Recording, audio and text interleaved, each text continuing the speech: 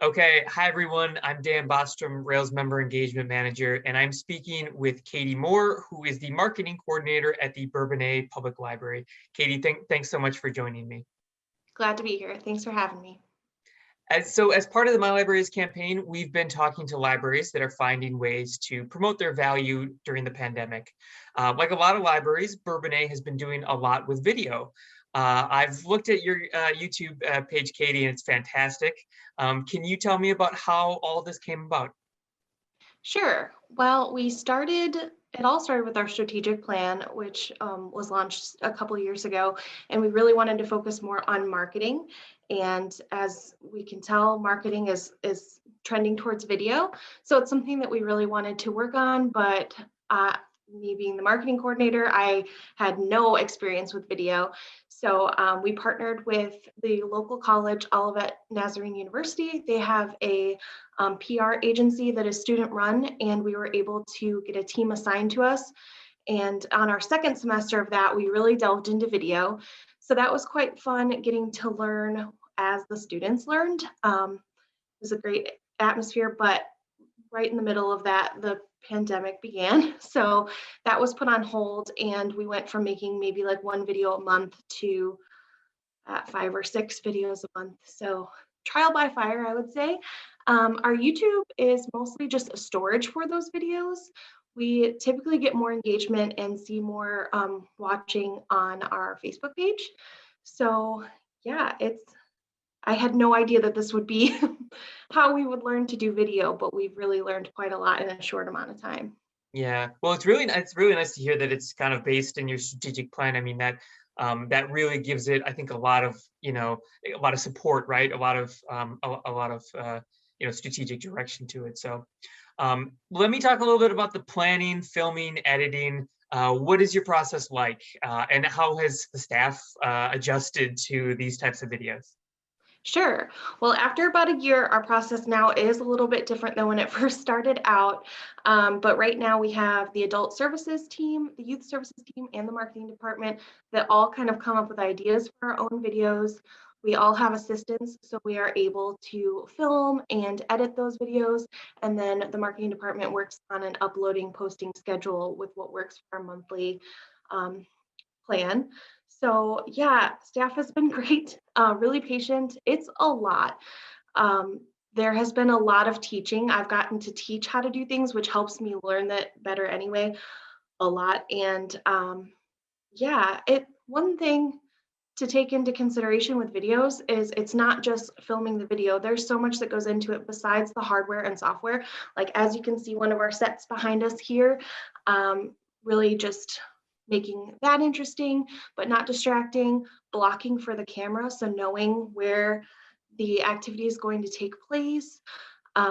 With COVID, safety measures, if you need to have someone filming you, make sure they're 6 feet away. We have face shields, we have face masks, really working on self-filming, all of that, all of those elements. And then if you are filming someone, it's been really interesting to me. People need different things. So if you're filming someone, they might need you to be more clinical, paying attention to the hardware, not paying attention to them. If you're filming a story time, you might need to be very enthusiastic and interested in the story to kind of get the energy going for the person who's recording. So yeah, that's been the most interesting and fun part for me. Yeah, that's awesome. And you've talked about a little bit about the different departments involved in it, and along the way you sort of split up your videos into different series. Did you do that strategically? And would you kind of talk about what how you made that decision and what it's kind of meant for the process? Sure.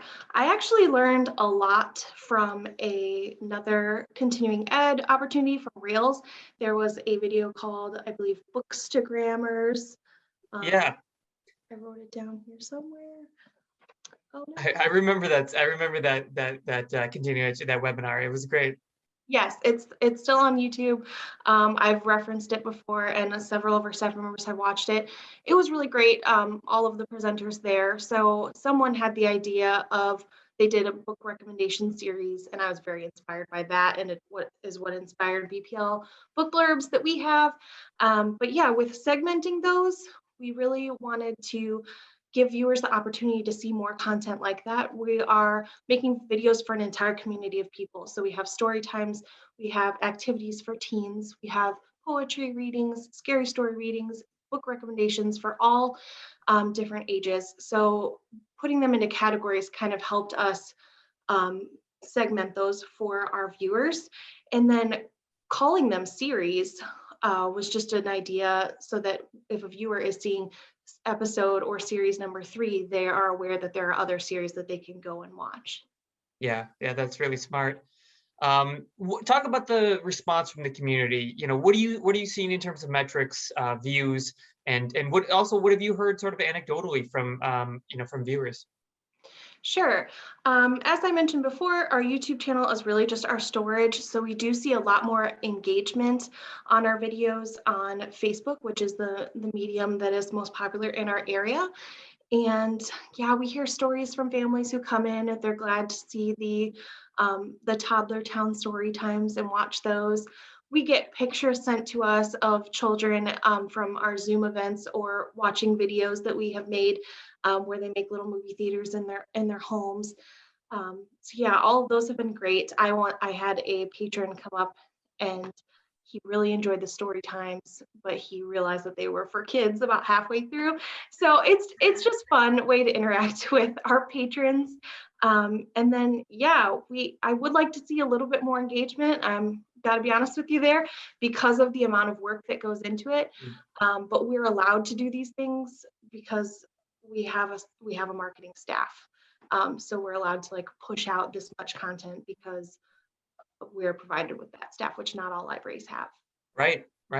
Well, I first of all, nothing wrong with an adult enjoying story times and videos. Nothing wrong at all. I really like that, and yeah, and I understand the issue of wanting engagement to continue to rise. It doesn't always work that way, but the consistency of it is what really impresses me, and just the sheer level of quality that continues to come out. So I hope everybody checks that out. So, okay, we're recording this on April 1st, 2021, 1 year into the pandemic. What's the future hold for your videos? What are you planning next? I would love to just imagine a world where we can do some safe in-person programming again. Because we're pushing out so much of our programming content and our programming time into video, we are streamlining that process, but it does take away a little bit of the creative time that we would normally have to work on maybe bigger picture things. So I would say with the way things are going, we have plenty of opportunity to just grow. Our department started 2 years ago, the marketing department with me, and now we have an assistant as well in this department. So that's something I'd really like to mention as well, that marketing is very important to libraries. I think we're just seeing that with Reels, My Library Is blog, and it's incredibly important, but with a lot of libraries, it falls onto staff who are dedicated to other programs and departments as well. So really just having the opportunity to have a full-time marketing person has really opened us up and allowed us to do this quality content. So I see nothing but like new and creative ideas happening for our department this time next year. That's awesome. Well, we very much look forward to finding out more about those. And Katey, I really appreciate the time. I'm going to link to the Bourbonnais Public Library YouTube. I'll also link to your Facebooks to see, so people can see those Facebook videos. I also hope everyone who's watching this has the opportunity to look at some of the other stories and blog posts that are on the My Library Is campaign website. That's www.mylibraryis.org. So Katey, thank you so much, and we'll see you next time. Thank you.